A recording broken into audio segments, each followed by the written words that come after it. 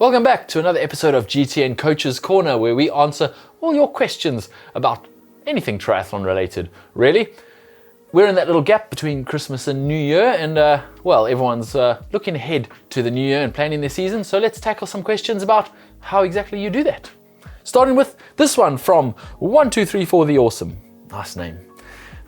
Hi team, I have my first sprint tri coming up. Could you touch on the best ways to get dry and stop chafing, as I'm going to wear my tri suit for the whole race? Thanks heaps, Chloe. Well, Chloe, not 123 Awesome.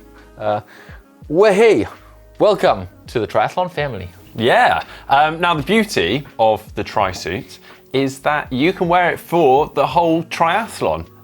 It means obviously it gets wet during the swim. You wear that under your wetsuit or without a wetsuit if the triathlon is non-wetsuit. And I know it sounds weird, but once you jump on the bike with that wet tri suit, you'll barely notice it within a few seconds. Of course, you can leave a towel in transition. There's absolutely nothing wrong with that. And just quickly towel yourself down and dry off some of the excess water. But if you're worried about the tri suit being wet, you've got nothing to worry about. Everyone has a wet tri suit. Yeah. As far as the chafing goes, I mean, a tight tri-suit, well-fitting, shouldn't really chafe you anywhere. There may be a few spots, like under your arms, where you are going to worry about that. You need to use some kind of waterproof anti-chafing cream. There's various ones available. You can put it on liberally before you start, and it should stick with you the whole way through the race, and you wouldn't have any chafing issues whatsoever. Yeah, certain areas you may want to address more than others. We won't go into those, but yeah. Use your head on that one. Albert Senten, said, hey GTN, I finally did my first sprint triathlon and it was awesome. Yeah, my first question today is swim related. I've been swimming on and off for about 10 months and usually start my sets with a nice, smooth and comfortable 135 per 100 pace with a nice two-beat kick and a bilateral breathing. However, once I'm around 200 meters in, the fatigue kicks in, my form suffers and I drop down to 150 to 155 per 100. Is it that I'm not fit enough in the pool yet? Am I being impatient? Cheers guys, love your work. Albert, I'm going to be quite frank with you here. It sounds like you are pushing too hard in that first 100. And I think a lot of people can relate to this, us included. Yeah, when you jump in, it feels effortless to start off with. And you quite often notice this when you've taken a little bit of time out from swimming. Maybe you've been out of the pool for 2 or 3 weeks. You jump in, you're like, wow, it feels so easy for the first 100 or 200. And then that fatigue sets in. So I'm afraid this is exactly what you're feeling. You're setting out, going 135 per 100. That feels good. Oh God, what's happening now? So then the question is, what is your pace? What pace should you be starting at? And there's actually a way you can figure this out. It's called the critical swim speed test. And basically what you do is a 400 meter flat out, then take 5 to 10 minutes rest, and then a 200 meter flat out. And then there's calculations. We're not going to get into the details, but there's online calculators. You can just plug your numbers in and it'll spit out basically much like your bike and FTP, it's a number that you can use as something that you can sustain. The critical swim speed test will tell you what you can sustain for roughly 20 minutes in the pool, and you can use that as your benchmark. So if you're going out way ahead of that at the start of your race, you're probably going to go too fast. If you're going out way slower than that, you're being too conservative, and it gives you a good guide on where to start. And then obviously you can work on building that. You can retest that down the line in 6 to 8 weeks and improve it and aim a little bit higher. It's a good gauge, and maybe do that quite regularly, and you'll have a better idea of where to start your swim. Yeah, exactly. As James says, this is like your best step for 20 minutes. So it's a ballpark figure. If you are planning to do an event that obviously is going to take longer than 20 minutes, you can use that to gauge and extrapolate. But as I say, it's giving you a rough figure. The next question from C'est Moi. Great. I did my very first novice distance triathlon. We've got a lot of beginners today. A couple of months ago, and I'd love to try a sprint distance next.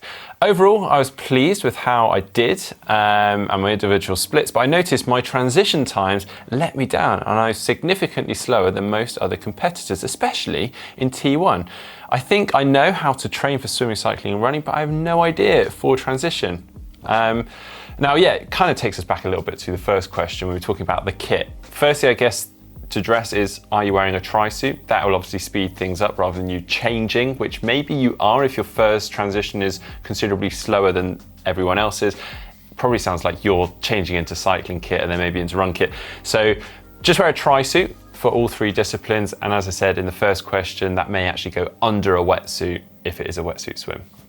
Yeah, and then you kind of want to practice. You want to walk through transition in the morning when you get there, so you rack your bike, and then walk the way you would go from the swim to your bike, so you know exactly where your bike is. Maybe eye up some landmarks so you know where it is. You can get straight there during the race. Similarly for T2, where the bike's going to come in, where you're going to rack your bike, and where the run leaves, so you don't spend any time trying to figure out where you're going. And then it's simply practice. Literally at home, put all your bike kit on, run in and take all your bike kit off and put on your run shoes and get ready, and do that a few times. Similarly, put all your swim kit on, maybe hop in the pool, or during a swim session, hop out and immediately get onto your bike, have it all laid out there and practice it. It is, well, they say it's the fourth discipline. They also say nutrition's the fourth discipline, but transition's also the fourth discipline. So do practice it. You can get better at it, but it doesn't make or break your triathlon. So don't stress too much if you're not the fastest guy out of transition. No, absolutely. But yeah, as James says, you almost want to make it second nature, because during a triathlon, you're under pressure, you're panicking quite often, and it's amazing how some of the simplest of tasks suddenly become incredibly difficult, such as clipping your helmet buckle up or unzipping your wetsuit. But if you have practiced that so much at home, you can do it almost with your eyes closed. So being under pressure doesn't affect that. If you'd like more detail on this, Heather has actually done a brilliant video where she simply walks through transition at the Holcombe Outlaw Triathlon. We've got that in the description down below for you to watch that. Next question from Evan Alexis. GTN, help me. I'm an avid triathlete, but just lost as to what I should do next year. I've been competitive, I've been to the European Champs as an age grouper and so on, but I'm a little lost as to what to do. I don't fancy chasing a time or qualification, but still want to do some events. Well, brilliant question. You and me together, Evan. I think there is this constant pressure that being a triathlete, you have to be racing.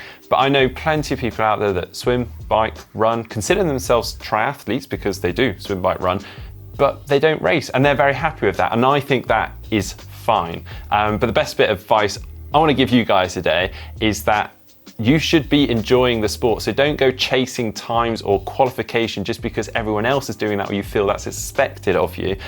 Enter events that excite you, that you're genuinely really pumped to go and do. And they don't have to be triathlons. That's the joy of being a triathlete. You can enter open water swims, you can enter trail runs, you can enter mountain bike races if you want to, because you're really fit for all of those things. That's the joy of being a triathlete. So find something that excites you this year. Maybe it's something new, completely new. Maybe it's just a different distance, and enter it just for fun, not for results, not for times, not for qualification, and just go and enjoy it.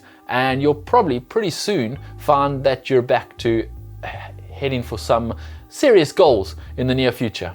Yeah, and actually using ourselves as good examples here, we were often always chasing points and qualification for events. And unfortunately, because of that, we could never do some of these other events that always tickled our fancy, such as Norseman, which I've fortunately been able to do now. But yeah, they've been so cool getting stuck into. And for ourselves, I mean, we're not chasing a time then, we're just going and doing an event where time is almost irrelevant. It's just about completing it and having fun. So yeah, best bit of advice for you, go and have fun, enter what excites you. Tick something off your bucket list while you're at it. Yeah, brilliant. Next question from Annabelle Winters. I'm preparing for the 2022 season. Should I focus on one distance for the season, or can I cross over, for example, Olympic distance to middle distance? Well, you absolutely can cross over. Just ask Christian Blumenfeld. He's done all of it. Yeah. Well, okay, assuming you're not at Christian Blumenfeld's level, you still can cross over. You can do Olympic distance and middle distance. What we would say is use your form as it builds through the season to increase the distances. Don't try to go for a middle distance right at the start of the season and then do a sprint distance right at the end of the season. I mean, you can, but it's much easier to do a sprint distance early on. You're definitely going to be ready for it. And then as you get fitter through the season, consistent training, you'll be able to do an Olympic distance. You'll be able to do a middle distance even. We will say though that Ironman is the next level up. And if you're going to do Ironman, you're going to need to do some specific Ironman training as opposed to just taking it as it comes and doing the other distances. Yeah, in terms of trying to really focus on set distances, I would often say, this is very loosely speaking, the neighbouring distances often, they complement each other quite well. For instance, sprint and Olympic distance or Olympic and middle distance, let's forget about Ironman because it's its own little beast. But those distances, if you stick to the neighbouring ones, they're very achievable with one season and being very competitive at both. You can also, as James has said, phase the season. So you have a focus in one part of the season on one distance and then the other part in the other part of the season. Obviously, you can span across all distances if you are fit enough and do well in them. But obviously, if you can focus on them and be very specific in training, you're always going to do better. Good question, and yeah, we hope you hit all of those races this season in 2022. If you have races coming up in 2022 and you have some questions regarding your race or just questions regarding your training, feel free to drop them down below. Use the hashtag GTN Coaches Corner, and we'll get to your questions in an upcoming episode. Thanks for watching. Don't forget to give it a like if you've enjoyed this video and subscribe to the channel for more videos.